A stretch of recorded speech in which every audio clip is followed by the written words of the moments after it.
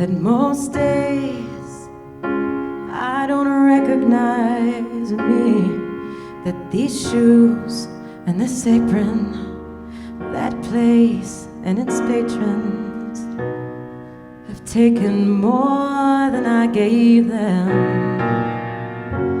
It's not easy to know I'm not anything like I used to be, although it's true that I was never attention sweet center.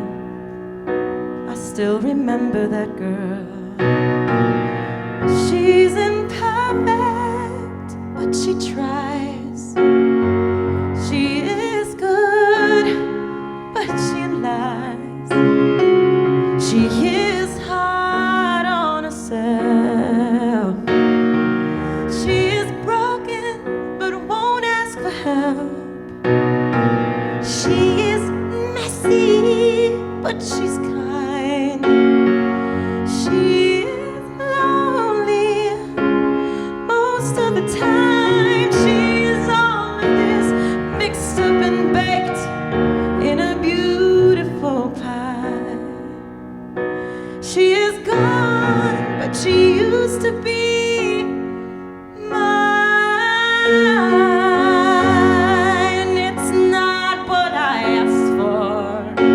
Sometimes life, it just slips in through a back door, and it carves out a person who makes you believe it's all true. But now I got you, and you're not what I asked for.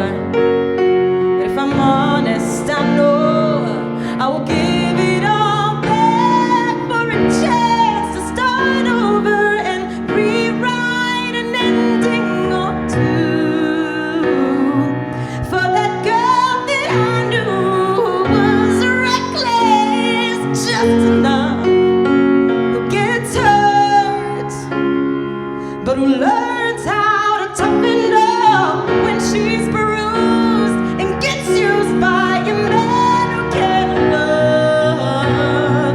And then she'll get stuck and be scared of the life that's inside her, growing stronger each day, till it finally reminds her to fight just a little, to bring back the fire in her eyes that's been gone, but it used to be mine.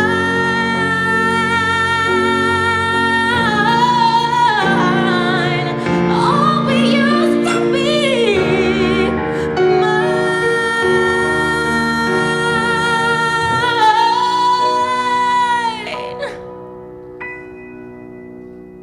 She is so messy, but she's kind.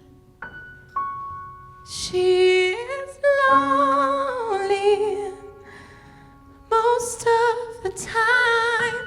She is all of this mixed up and baked in a beautiful pie.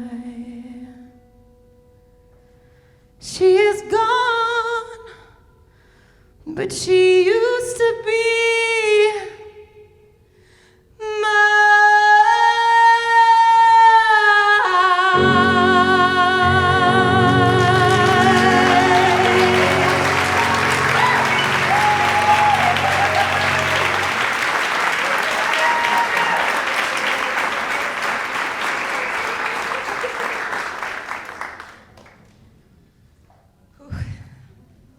You ever get that feeling?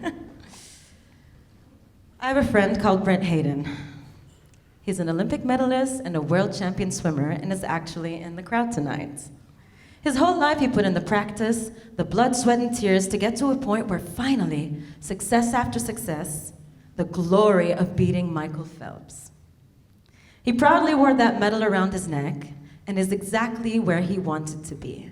And then came the money, the fame, the body of a god, selfie fans left, right, and center, and the dream that he dreamt when from he was just a little boy finally came true.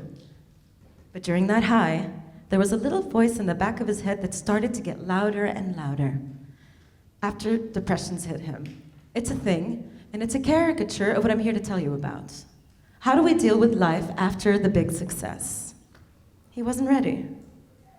So this is how my story goes. I always knew that I wanted to be a singer-songwriter, and I started from the bottom, literally trampled underfoot. My broken home felt shitty, and the school I was in felt even shittier. My parents were in a constant screaming battle, and in parallel, I had no friends to confide in because I was the new kid whose parents got divorced, so I got bullied and picked on. And, like being beaten up wasn't enough, I had really crappy grades, remember? So I grew up feeling powerless, rejected, and not very protected in school. It was the best life ever. I didn't think I was good at anything except singing. But of course, nobody knew about my hidden talent until there was that one time I was the victim of a pretty harsh practical joke with some pretty nasty girls. They're not here tonight, don't worry. The constant physical and emotional beatdowns in school had been going on for 8 years. And that was the final straw. That prank was my turning point. I had decided that at the end of the school year fair, in front of everybody, for the first time ever, I was going to do what I did best: sing. The amount of practice was all a blur, but it was all I did for months. Fast forward to the slow motion of the sound guy handing me the microphone, because that's what it was like in my head. Like it was some cutscene from a movie. Because you don't get it. Being constantly made fun of by everybody in my school made me terrified to a point where I nearly chickened out at the last second. My entire body was shaking like now, and my heart was begging to jump out of my chest. It was my chance to go big or go home, or go big, get made fun of, go home, and never show my face in school again. And I decided that day to nail it. Then, the first few piano notes of Céline Dion's Prière païenne started to play. I took a deep breath, and I sang, Les mains serrées, ça c'est facile. And it was so facile, the rest of it, and it was appeasing. Fermez les yeux. So I closed my eyes, and I was right back under my shower head. I was ready for that very moment in my entire life, and I was singing my ass off. And it was clear to everybody that I was doing exactly what I was born to do. Their jaws dropped. I finally showed these bullies, and it also showed me that I was wrong about what I had been conditioned to believe that I was for so long. I was moving up the food chain. I then sang at every school fair after that, and as the years went by, I tailored my confidence like Robert Plant, I worked on my voice like Céline Dion, I trained my sass and my confidence from Pink, and I borrowed Alicia Keys' soul for the stage. I was all of those ingredients, mixed up and baked in a beautiful Chrissy pie. And I felt so proud, and that's where it all started. I began to perform at high-end bars, weddings, touring the Middle East with Will.I.Am Entertainment. I was winging one singing talent competition after the next. At 26, my career skyrocketed when I reached the quarterfinals on Kadem Sahir's team on the first season of The Voice Arabia. That was my big break, my first big break. Just like Brent, I had my first big break. I now had the money, the fame, maybe not the body of a goddess, but selfie fans left, right, and center, and the dream that I dreamt when I was just a little girl finally felt like it came true.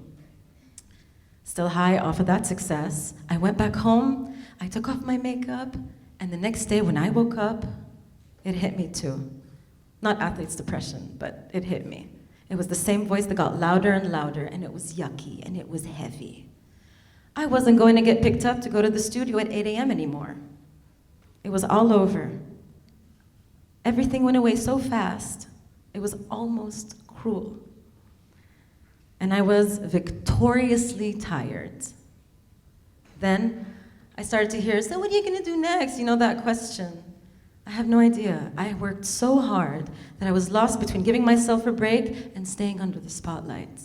I didn't know how to deal with my life after the big success. A year later, I got my second big break by winning the Dubai Music Week 2013 Talent Search competition that got me signed to Quincy Jones production.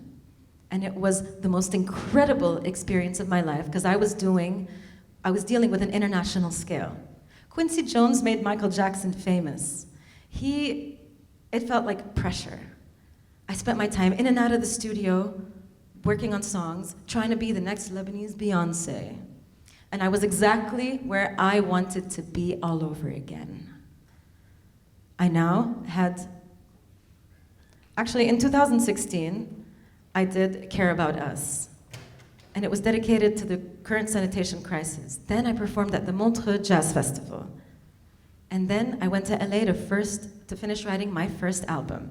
Mid-2017 came, and my contract with Quincy ended. Boom, the pace got slower. I was stuck in a downward spiral. I lost the structure, I lost the momentum, Quincy's feedback, and then an unwelcome feeling of melancholy started to set in every time I heard our songs play, just like when I was on The Voice.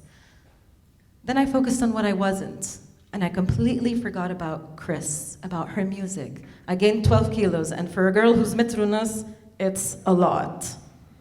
Luckily, I have my heels. I went to the studio, but I had no purpose and no choice but to move to Bordeaux, and I was depressed all over again. Somewhere along that line, I read something that Mick Jagger said. You lose your dream, and you lose your mind. That's what happened. Tilt. I realized that I was outside of my comfort zone, but for the very first time, it was a comfortable place for me, and it hit me. I had still been writing. I didn't need the studio. Fear became my muse. It did. The writing material had always been here. I was always prepared, but I was too scared to unmask my actual potential because Robert Plant, Celine Dion, Pink, and Alicia Keys were always my safety net. When did Xriss ever come? When did Xriss ever come out? So I got back into the studio all over again with youth, Martin Glover in London, and for the first time, I did me. I wrote my second EP, and this time, I didn't need anybody to hold my hand. Then, I went to Switzerland and worked on my best song yet, called Save Me with Fanny Leb. It's gonna be coming very soon. Last month, I just moved back to Lebanon, and I'm very proud about it. This summer, I plan on working with the Brain Studio to pick the fruits that I planted all of these years in order to release one single after the next. My baby steps had shown me that I was exactly where I needed to be and exactly what I needed to do. And if you guys think about it, so do you. Think about it, you know exactly what to do and where to go. Do I dream big? Hell yeah. Am I there yet? Hell no. I got a long way to go, way long. But every little story that I just told you has brought me that much closer to an even greater success. How do you deal with the success, the drop, the picking yourself up, the success, the drop, the picking yourself up? You know that Google quote, you know how it goes. Success is when opportunity meets preparation. Listen to it again. When opportunity meets preparation. That guy's shaking his head. So be prepared. You will be. Stay in that momentum. Keep moving forward. You need to be under that spotlight. Nobody wants to be a has-been. Dory said, just keep swimming, just keep swimming. You know how it goes, right? Just keep swimming. There were days where I didn't recognize myself. But all I know is that right here on this stage and right here in front of this microphone is exactly where I want to be.